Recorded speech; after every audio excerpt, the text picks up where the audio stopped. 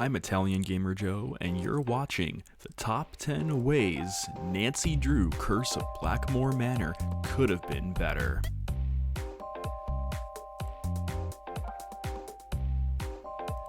Number 10. The Foyer maze never actually gets used. In the game, especially in the center of the foyer, Nancy comes across a maze puzzle. However, the maze puzzle never actually gets used. If you look at the center, however, there is a drain with a sun on it. The drain actually is essential to solving the finale of the game. However, the outer maze doesn't actually serve any purpose except for aesthetic reasons. How cool would it have been if the maze was a transparent glass that allowed Nancy to guide a weight of some sort in order to solve the puzzle and perhaps open the drain? Ethel and Jane already know how to solve the drain puzzle, but Nancy must figure out a way to borrow a magnet from Jane's room in order to use it and open the drain in the center. I feel this would have been another fun puzzle to solve that unfortunately was overlooked. Number 9. Tommy from Boar's Head Pub should have been in the game. The only way we can interact with Tommy from Boar's Head Pub is by going to Nancy's bedroom and selecting the cook option in the game. When you call Tommy, you can choose to place an order for bangers and mash and many more options. This is important for solving one of the game's puzzles in Jane's door.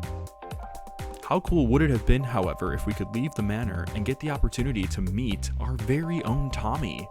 It would have been really cool, even if for comic relief, to give Tommy his own character in the game. If there's one thing Nancy Drew games need sometimes, it's sex appeal. How cool would it have been if Nancy could crush on a really handsome guy from England and get the opportunity to get hints from him and much, much more?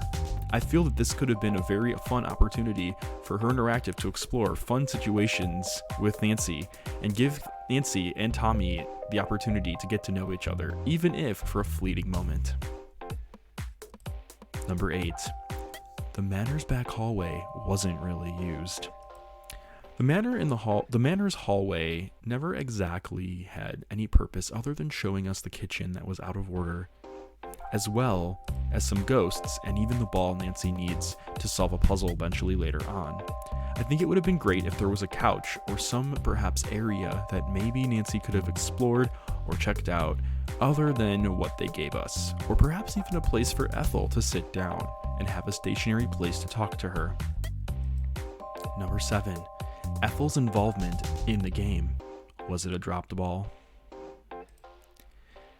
Ethel is a character we come across in the game and very dynamic places. This served as a very interesting character for the Nancy Drew games, and we never actually get the opportunity to really sit down and talk to her.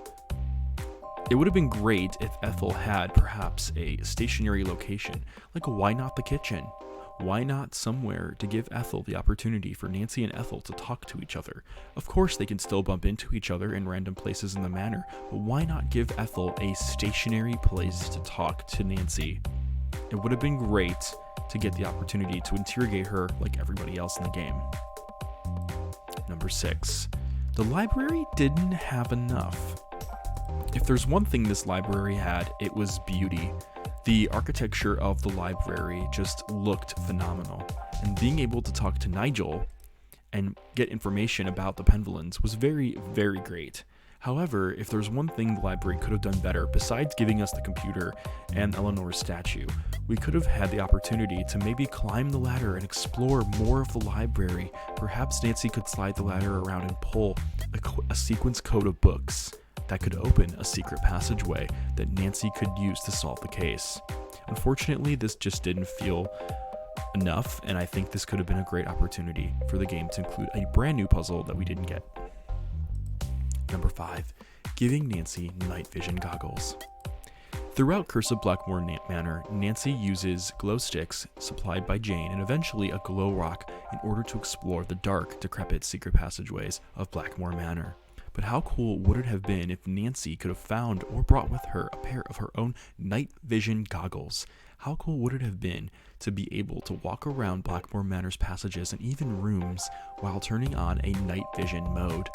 It would have been really cool to see all of these rooms in a separate view in night vision mode, and maybe even see messages and vital information that Nancy couldn't see before.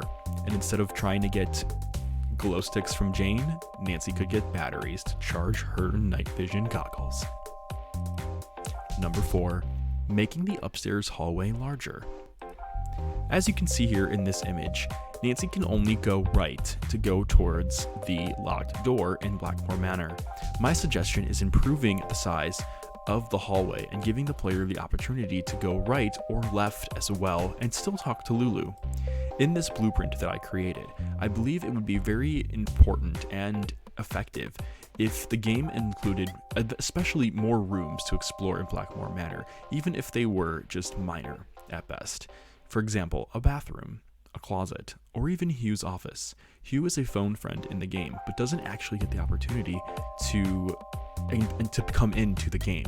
What if we, instead of having him be a character, why not explore his office and get to know him that way, in the way Nancy knows best, snooping? Having Hugh's office would have been a great way for us to solve more puzzles and perhaps even find the coat of arms that we needed for the end of the game, instead of having Nigel supply it for us. Number 3, showing Beast Linda at the end of the game. The only way we see Linda's appearance is through newspaper articles from the beginning of the game. How cool would it have been though if we got the chance to see Linda, more of Linda than what we were given? In the game, the only way we can speak to Linda is through a bedroom curtain. She talks to us through the curtain, but that's all we see of her. The only time we ever get a peek at Linda is when we look through a peephole and we see her hairy hands and arms and nails through the peephole, portraying this buildup of emotions that Linda could perhaps be turning into the real Beast of Blackmoor Manor. This buildup unfortunately did not get resolved in a way that we thought it would, and we did not get to see the real Linda at the end of the game. It seemed like a miss, and it would have been great to see this transformed Linda, this beast Linda, and unfortunately it just did not come through. If I had the opportunity to make this happen, I would have had Linda come into the game near the end, and we got to see this beast version of Linda that could have been built up into this grand finale, as well as finding out the real culprit. Number 2, giving Nancy a PDA instead of a notebook. Nancy Drew games of this time were infamous for giving us a handwritten task list. This was very much a struggle for players that didn't like to read handwritten notes. My suggestion is to bring Nancy a PDA instead of a task list. At the time, this was 2004 when flip phones were more common. I think a PDA would have been more essential for Nancy in situations like this, especially because a PDA would have been a more easy approach for Nancy to look up information that she could on the internet, and have a task list that was digital, making it easier for players to read. Number 1, adding an outside. In the Curse of Blackmoor Manor case art, we see this grand mansion with lights outside illuminating the outdoor areas of Blackmoor Manor. We even see a woman on the front exploring and snooping the area. We see so much vivid outdoors imagery, and in the game we never actually get the opportunity to explore outside at all. Imagine how cool it would have been to perhaps explore at Blackmoor Manor Hedge Maze, or even Blackmoor Manor grounds in order to get to the conservatory or something. It would have been a really cool experience to be able to solve puzzles on the hedge maze and really get the feel of Blackmoor Manor for what they gave us, but instead no hedge maze and no outdoor grounds. I think that if in the future they come up with a Nancy Drew Curse of Blackmoor Manor sequel or Return to Blackmoor Manor, it would be great to get these features, to get the opportunity to explore the full outdoors of Blackmoor Manor. And that was the top 10 things that I believe Nancy Drew Curse of Blackmoor Manor could have been improved. You're watching Italian Gamer Joe, and thanks for coming in.